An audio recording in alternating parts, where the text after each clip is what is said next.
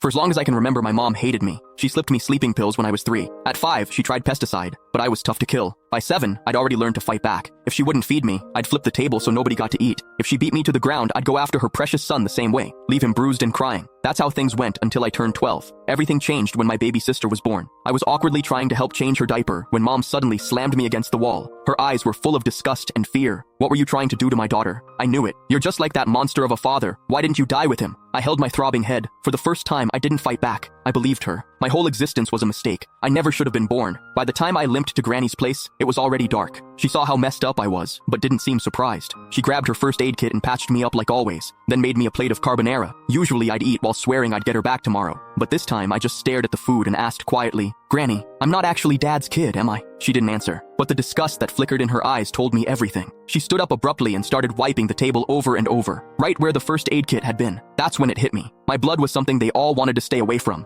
I was the son of a rapist. No wonder mom hated me. A wave of nausea hit me. I ran outside and leaned against the fence, gagging. The night air stung the cuts on my face. Before, whenever mom hit me, I told myself she owed me for every bruise. Someday, I'd make her pay it all back. But now, I couldn't even look her in the eye. I didn't stay at Granny's. She didn't come after me either. I just wandered the streets with nowhere to go. That's when I spotted a family outside a restaurant. They were celebrating someone's birthday, all smiles and laughter. The woman in the middle was probably the mom. She looked so happy that I instinctively stepped back. Last year, on mom's birthday, she'd smiled just like that until she saw me. The second I walked in, her smile vanished. Pure disgust replaced it. Back then, we had to write an essay called My Mother. I wrote that mom was a heartless villain. My teacher dragged me to her office and lectured me for the whole period. I barely heard any of it. All I remembered was her saying, "No mother in this world would ever stop loving her child." I believed her. I saved up money from collecting recyclables and bought mom a birthday cake. All I wanted was a hug, the same kind she gave my brother, Casper, but her cold expression felt like a knife to the heart. I felt like an idiot, standing there with that stupid cake. Anger took over. When no one was looking, I caught a couple of frogs from the garden and hid them in the cake. I can still remember her scream when they jumped out. Back then,